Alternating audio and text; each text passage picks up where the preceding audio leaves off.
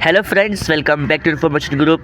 दोस्तों, रेलवे यानी कि इंडियन रेलवे के अंदर जो गवर्नमेंट ऑफ इंडिया है और मिनिस्ट्री ऑफ रेलवे है, आरआरबी यानी कि रेलवे रिक्रूटमेंट बोर्ड में जो है ग्रुप डी के वैकेंसी के बारे में बात करने वाले हैं।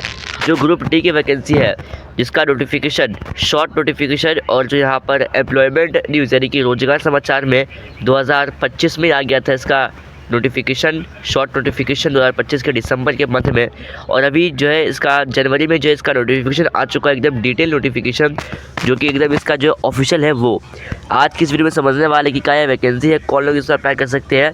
लेवल 1 की पोस्ट रहती है इसके अंदर। और ये ग्रुप डी की वैकेंसी काफ़ी फेमस वैकेंसी है क्योंकि इसमें मोस्ट ऑफ द कैंडिडेट इसमें अप्लाई करती है। जिनको भी रेलवे में जाना है वो इसमें अप्लाई करते ही है। काफ़ी अच्छा मौका है इसमें क्योंकि ये काफ़ी फेमस वैकेंसी है। और इसमें जो वैकेंसी आती है ना, रेलवे की जितनी वैकेंसी है ये सबसे ज़्यादा जो है इसके अंदर खाली रहती है सीटें। इसमें अप्लाई करना मतलब आपका चांस बढ़ जाता है कि रेलवे में जो आपका काम बन जाए। अब यहाँ पे नीचे आप आएंगे, इसका नोटिफिकेशन है ये, और इसका जो नोटिफिकेशन का लिंक है और वेबसाइट का लिंक है और जो अप्लाई करने का लिंक है वो सभी आपको इसी वीडियो के डिस्क्रिप्शन बॉक्स में मिल जाएगा, तो वहाँ से आप जो चेकआउट कर सकते हैं। अब यहाँ पे देखिए आप लोग की लेवल 1 की यहाँ पर सैलरी होती है, पे मैट्रिक्स आप बात करें हम, और जितने भी कंटेंट है तो वो आप देख सकते हैं पेज में 74 पेज का नोटिफिकेशन। तो कौन से पेज पे क्या लिखा हुआ है ये आप यहाँ से देख सकते हैं। और नीचे अगर आप आएँ तो ये है आपका एनेक्सार का लिस्ट है, कौन से एनेक्सार पे क्या चीज़ें लिखी हुई है तो आप देख सकते हैं। अब यहाँ पे देखिए आप एक चीज़ कि ये है इम्पोर्टेंट डेट्स। तो जो रोजगार समाचार में देखेंगे हम लोग तो 27 दिसंबर 2025 में आ गया था ये, क्योंकि यहाँ पर जो ग्रुप डी की वैकेंसी है ना वो साल के आखिरी में आता है। अगर आप देखेंगे तो 2026 का वैकेंसी है ना वो 2026 के दिसंबर के मंथ में आएगा, ठीक है। तो ये वैकेंसी 2026 का नहीं है, ये वैकेंसी आपकी 2025 का ही वैकेंसी है, लेकिन एकदम आखिरी में आता है। अगर आप रेलवे का अगर आप देखेंगे कैलेंडर 2026 का आप देखेंगे कैलेंडर तो उसमें भी जो है ग्रुप डी की वैकेंसी लेवल 1 की आपको रखी गई है एकदम लास्ट में, दिसंबर के मंथ में। तो ये ऐसा ही होता है, ग्रुप डी की वैकेंसी लेट आती है लेकिन आती है, तो यहाँ पे इसमें बहुत ज़्यादा लोग इसमें अप्लाई करते ही है। अब इसका जो अप्लाई का लिंक है कब एक्टिव होगा तो आप देख सकते हैं कि 31 जनवरी 2026 को जो है इसका अप्लाई स्टार्ट हो जाएगा, यानी कि इसका जो फॉर्म है वो स्टार्ट हो चुका है ऑलरेडी। और जो लास्ट डेट होने वाला है वो आपका है 2 मार्च, ठीक है। काफ़ी लंबा समय जो इसमें दिया गया आपको अप्लाई करने का, तो आराम से आप इसमें अप्लाई कर सकते हैं। और जो फ़ी जमा करने का लास्ट डेट है वो है आपका 4 मार्च, उसके 1-2 दिन एक्स्ट्रा, ठीक है ना। अब जो नोटिफिकेशन आप करने वाले हैं अपने एप्लीकेशन फॉर्म में वो आप 5 मार्च से लेकर के जो 14 मार्च तक इसमें आप कर सकते हैं नोटिफिकेशन, ठीक है ना। ओके, अब नीचे अगर आप आए यहाँ पर तो ये है आपका वैकेंसी का डिटेल, इसको समझते हैं अच्छे से। यहाँ पे देख लीजिए आपका पोस्ट का जो नाम है वो है आपका various post in level 1 of 7th CPC पे मैट्रिक्स। काफ़ी अलग अलग यहाँ पे पोस्टेस है लेवल 1 के ऊपर है। और इसमें जो आपकी इनिशियल पे रहती है वो 18,000 रहती है, लेकिन इसमें जो है आपके अलाउंसेस भी ऐड होते हैं। मेडिकल स्टूडेंट आपका जो है ना एनेक्सार ए आपको देखना पड़ेगा मेडिकल स्टूडेंट के लिए। और जो आपका एज होगा वो मिनिमम एज 18 वर्ष होने वाला है, ठीक है ना। मिनिमम एज आपका जो है ना 18 ईयर होगा और मैक्सिमम एज आपका 30 ईयर होगा। लेकिन इसमें जो आपका मैक्सिमम एज यानी कि जो आपका अपर एज लिमिट है उसमें जो है कुछ रिलैक्सेशन छूट आपको जो मिलती है। अब यहाँ पे जो टोटल वैकेंसी है वो आपकी है 22,195 यानी कि 22,000। सबसे ज़्यादा वैकेंसी रेलवे में यही ग्रुप डी में ही रहता है, ठीक है ना। और नीचे अगर आप आए यहाँ पर तो यहाँ पर आपका इम्पोर्टेंट इंस्ट्रक्शन है सबमिशन करने के लिए एप्लीकेशन फॉर्म को, तो वो आप पढ़ सकते हैं। बाकी बात करेंगे वीडियो में जो है इम्पोर्टेंट चीज़ों पर, ठीक है ना। और देखिए ये आपका है एज लिमिट में आपको छूट मिले तो वो आप देख सकते हैं पैराग्राफ 5.1 और 5.2 में, ठीक है। तो पढ़ते हैं इसको भी। बाकी और नीचे अगर आप आए तो आपके जो है ना ये है एग्जामिनेशन प्रोसेस। तो स्टेज ऑफ एग्ज़ाम की बात करें हम लोग यहाँ पर तो आपका सिंगल स्टेज होता है, एक ही स्टेज में जो है आपका यहाँ पर जो है एग्ज़ाम होगा CBT कंप्यूटर बेस्ड टेस्ट। इसके बाद आपका जो है ना PET होता है फिजिकल एफिशिएंसी टेस्ट, ठीक है। फिर आपका होता है डॉक्यूमेंट वेरिफिकेशन, फिर आपका होता है मेडिकल एग्जामिनेशन। तो इन सब के बेसिस पे जो आपके यहाँ पर होते हैं। अब शॉर्ट लिस्टिंग फॉर PET और short listing bye candidate for DV यानी कि डॉक्यूमेंट वेरिफिकेशन। बाकी अब CBT के बारे में बात करें और ज़्यादा डिटेल में तो CBT का भी यहाँ पे प्रॉपर दिया होगा इसमें कहीं ना कहीं। देखिए वैकेंसीज है ये, और वैकेंसीज की बात करें मैं यहाँ पे तो वैकेंसीज ऊपर नीचे होते रहती है, ठीक है। वैकेंसी आप 22,000 है, ये कुछ दिन पहले जो है ना वैकेंसी 21,000 था, ये 22,000 हो गया। बढ़ भी सकता है घट भी सकता है, इसमें जो है चांसेस होते हैं, क्योंकि यहाँ पे रेलवे को पता नहीं है कि ऑल इंडिया कहाँ पे ग्रुप डी की जो कैंडिडेट है उनकी ज़रूरत कहाँ है। तो वो वैकेंसी को ऊपर नीचे जो करती रहती है। अब ये है आपका नेशनलिटी सिटीजनशिप, तो वो इंडिया, नेपाल, भूटान के जो कैंडिडेट्स में अप्लाई कर सकते हैं, ठीक है। और इसमें अगर नीचे अगर हम आए तो ये एज लिमिट है, तो अलग अलग कैंडिडेट को यहाँ पे छूट मिलता है एज लिमिट में, ओके, ठीक है ना। तो आपकी जो पैदाइश डेट है वो जितने भी कम्युनिटीज़ कैटेगरी के हैं तो उनके लिए ये है, और SC ST वालों के लिए ये है, OBC वालों के लिए ये है, और युवा जनरल वालों के लिए ये है कुछ, ओके। अब यहाँ पे बात करते हैं हम लोग रिलैक्सेशन के बारे में, जो कि अपर एज लिमिट मिलती है।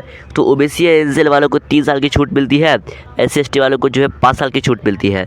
अब जो एक्स सर्विसमैन है ना, तो उनके लिए भी अलग अलग क्राइटेरिया है, जैसे कि अगर कोई UR और EWS है जो कि ESM है यानी कि एक्स सर्विसमैन है, तो उनके लिए 3 साल की छूट है अपर एज लिमिट में, ठीक है। जो OBC NCL वाले हैं उनको 6 साल की छूट है, और जो SC ST वाले उनके लिए 8 साल की छूट है, और जो UR और EWS है उनके 10 साल की छूट है, ठीक है। ये आप जो है देख सकते हैं, ओके। अब एक कम्युनिटी कैटेगरी वालों में है कि जो अगर कम्युनिटीज़ कैटेगरी में है और वो विकलांग भी है, और उसमें अगर वो OBC NCL है तो उनके लिए 13 साल की छूट है, और SC ST उनके लिए जो है 15 ईयर की छूट है। अब यहाँ पर ये सारी चीज़ आप देख सकते हैं, अलग अलग इसमें जो है अच्छे से लिखा गया है, ठीक है ना। देखिए जो अप्रेंटिसशिप किए हुए हैं ना, apprenticeship the age of 25 year में, तो उनके लिए भी जो है यहाँ पर छूट मिलती है कुछ अलग अलग, ओके। अब यहाँ पे नीचे आइए तो ये है आपका एजुकेशन क्वालिफिकेशन, तो उसके लिए आपको एनेक्सर A पढ़ना पड़ेगा। अब एनेक्सर A जो है मैं आपको बताऊंगा लास्ट में, ठीक है। आप जो वीडियो को स्किप मत कीजिए खाली बस। अब ये है आपका एग्जामिनेशन फ़ीस, तो एग्जामिनेशन फ़ीस जो है ना आपका जितने भी कैंडिडेट है उनके लिए जो एग्जामिनेशन फ़ीस है वो 500 रुपया होने वाला है, जिसमें 400 रुपया जो है उनका रिफ़ंड हो जाएगा अगर वो CBT देते हैं तो, ठीक है। तो उनके लिए एप्लीकेशन फ़ीस 500 है, लेकिन 400 उनका रिफंड हो जाएगा अगर वो CBT देते हैं तो।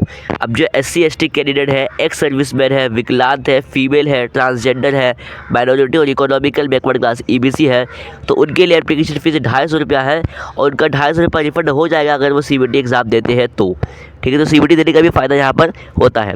अब मोड ऑफ फ़ी पेमेंट जो आप ऑनलाइन मोड में जमा करने वाले हैं, ठीक है, यह बात आप जिस पर ध्यान में रखिए। और फिर नीचे आप आएंगे यहाँ पर तो ये वर्टिकल रिजर्वेशन से कुछ ये आपको पढ़ना है। और फिर नीचे अगर आप और मैं आऊँ यहाँ पर, ये आपका जितने भी जो विकलांग पर्सन है ना उनके लिए बातें लिखी गई है, मैं स्किप कर रहा हूँ इसको, ठीक है। रेलवे एक्ट अप्रेंटिसशिप, देखिए रेलवे में अगर आपने अप्रेंटिसशिप किया हुआ है ना, मैं अप्रेंटिसशिप में कैसे लाता भी हूँ, आपको बोलता हूँ कि इसमें आप अप्लाई करिए। 2 से 3 साल का रहता है इसमें, और जनरली 1 साल का ही रहता है, तो आप इसका जो अप्लाई करते हैं उसमें आपको एज लिमिट पे छूट मिलती है, और भी अलग अलग बेनिफिट इसमें होते हैं। अब रिक्रूटमेंट प्रोसेस में आपका क्या है, आपका CBT होने वाला है, ठीक है ना। कंप्यूटर बेस्ड टेस्ट PD आपका होगा, फिजिकल एफिशिएंसी टेस्ट DV आपका होगा, डॉक्यूमेंट वेरिफिकेशन, और आपका ME होता है लास्ट में मेडिकल एग्जामिनेशन में। सभी में आपको पास होना, अगर आप एक में भी फेल हो जाते तो आपको यहाँ पर जो है एग्ज़ाम, मतलब आप जो है आगे आप नहीं बढ़ पाते हैं। CBT की बात करें हम लोग यहाँ पर कंप्यूटर बेस्ड टेस्ट, कंप्यूटर आपको एग्ज़ाम देना है। क्या है आपका इसका, देखिए आपको 90 मिनट जो है टाइम मिलने वाला है, और इसमें आपको जनरल साइंस का सब्जेक्ट है पहले 25, यहाँ पर ये है मार्क्स, ठीक है ना। मैथमेटिक्स के लिए यहाँ पर है आपका 25 मार्क्स, और जनरल इंटेलिजेंस एंड रीजनिंग के 30 क्वेश्चंस है, ठीक है ना, 30 मार्क्स के लिए, ठीक है। एक क्वेश्चन 1 मार्क्स के लिए। फिर जनरल अवेयरनेस और करंट अफेयर के क्वेश्चन है 20 मार्क्स 20 क्वेश्चन, 100 मार्क्स के 100 क्वेश्चन यहाँ पे जो है आते हैं, ओके। अब ये सिलेबस भी यहाँ पे आप देख सकते हैं, ठीक है ना। मैथमेटिक्स से क्या सिलेबस यहाँ पर दो आप देख सकते हैं, और ऐसा चीज़ आप जो है देख सकते हैं। फिर यहाँ पर आपका फिजिकल एफिशिएंसी टेस्ट PD आपका किस प्रकार होने वाला है वो आप देख लीजिए। देखिए मेल कैंडिडेट के लिए क्या बोला गया कि उनको जो है ना लिफ्ट एंड कैरी करना है 35 kg बैग को, उसका वेट रहेगा ये, और 100 मीटर उनको जो है दौड़ना है इन 2 मिनट में उनको कंप्लीट करना है, ठीक है। 100 मीटर उनको जो है कवर करना है 2 मिनट के अंदर, और should be able to run, उसको जो है 1000 मीटर यानी कि 1 किलोमीटर जो चलना आना चाहिए, दौड़ना आना चाहिए। आपको 1 किलोमीटर का डिस्टेंस कवर करना है 4 मिनट पर सेकंड के अंदर, ठीक है। तो कोई ज़्यादा कुछ इसमें जो है भारी बात नहीं, आप दौड़ सकते हैं, ठीक है। आप जवान आदमी है अभी दौड़ सकते हैं, कोई दिक्कत की बात नहीं है। फीमेल के लिए जो है इसमें काफ़ी कम रहता है, तो वो आप देख सकते हैं। फिर आपका एक्स सर्विसमैन और प्रेग्नेंट फीमेल कैंडिडेट, तो वो उनके लिए क्या है वो जो है यहाँ पे देख सकते हैं वो। ठीक है, नॉर्मलाइजेशन ऑफ मार्क्स किस प्रकार होगा वो आप देख ले। अप्लाई कैसे करेंगे आप लोग, तो आपको जो है ना आरआरबी में अकाउंट क्रिएट करना है, फिर आपको आइडेंटिटी नोटिफिकेशन एडवाइजरी आपके पास है, फिर आपको जो है जनरल गाइडलाइंस ये आप पढ़ लीजिए, उस हिसाब से जो आप इससे फॉर्म भरने वाले हैं। देखिए इसमें जो है ना आप लाइव फ़ोटो भी जो है इसमें कैप्चर करेंगे एप्लीकेशन फॉर्म भरते समय, तो आप ध्यान में रखिए। ठीक है, देखिए अगर आपको आरआरबी का फॉर्म भरवाना है इन्फॉर्मेशन ग्रुप के द्वारा, तो आप जो है हमें इंस्टाग्राम पर कांटेक्ट कर सकते हैं, उसका लिंक आपको मिल जाएगा चैनल के डिस्क्रिप्शन बॉक्स में, वहाँ से आप हमें कांटेक्ट करके जो है आप एप्लीकेशन फॉर्म हमसे भरवा सकते हैं। ठीक है, कुछ यहाँ पर दिक्कत की बात है नहीं, आप जो है हमें कांटेक्ट कीजिए खाली बस। फिर नीचे अगर आप आए यहाँ पर और नीचे आइए तो ये सारी चीज़ें यहाँ पर लिखी गई है। देखिए एनेक्सा रे आपको दिखाना है, एनेक्सा रे की बात करें क्योंकि वहाँ पे जो है ना एजुकेशन क्वालिफिकेशन जो है बताया गया है, हालांकि सबको पता है ग्रुप डी की वैकेंसी है, लेकिन फिर भी जो है आपके मन में कोई भी क्वेश्चन नहीं रहना चाहिए। ठीक है ना, एनेक्सार ए, एनेक्सार 1 उसने बोला था, तो 42 पेज नंबर पे यहाँ पे जो बताया जा रहा है, तो 42 ये है आपका 42।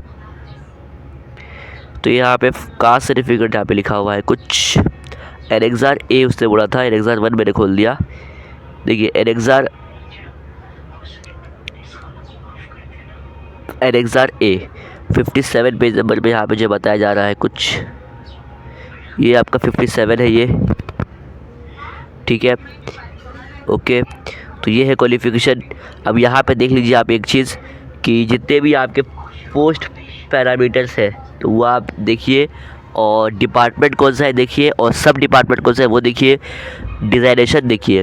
अब यहाँ पे जितने भी यहाँ पर है, देखिए इसमें 2 कंडीशन है, या तो आप 10वीं पास किए हुए हैं, ठीक है, ठीक है, या तो आप 10वीं पास किए हुए हैं, या तो आपने ITI किया हुआ है, या तो आप इक्विवेलेंट है, ठीक है ना, या फिर आपने जो है नेशनल अप्रेंटिसशिप सर्टिफिकेट NAC आपके पास है, जो कि NCVT के द्वारा जो है बनता है वो। ठीक है, तो यही है यहाँ पे इसका क्वालिफिकेशन। फुल फॉर्म क्या है, जो चीज़ें बताई गई है उसको आप वो देख सकते हैं। ठीक है ना, ये वेस्टर्न रेलवे जो कि मुंबई में आता है, वहाँ पे कहाँ कितने वैकेंसी वो आप देखिए एक बार। ठीक है, क्योंकि 22,000 वैकेंसी ये ऑल इंडिया में रहता है ये, और ये चार्ट जो है ना ये कंप्लीट चार्ट नहीं है, क्योंकि ये चार्ट जो है लास्ट तक CBT के बाद तक पोस्टिंग तक चार्ट जो है चेंज होता रहता है, लेकिन लोग पब्लिश नहीं करते हैं, वैकेंसी ऊपर नीचे होती भी है। ठीक है, आपको नहीं पता कुछ, क्योंकि यहाँ पे जो है ना लोग हर बार नोटिफिकेशन थोड़ी जारी करेंगे कि हमने पोस्ट बढ़ाया है, लेकिन ये पोस्ट अंदर ही अंदर बढ़ता भी है घटता भी है। ठीक है, तो आप इससे अप्लाई करिए। अप्लाई करने में कोई भी समस्या है तो आप हमें कमेंट कीजिए, कांटेक्ट भी कीजिए इंस्टाग्राम पर। मिलते हैं किसी नेक्स्ट इन्फॉर्मेटिव वीडियो के ऊपर, तब तक के लिए गुड बाय, जय हिंद।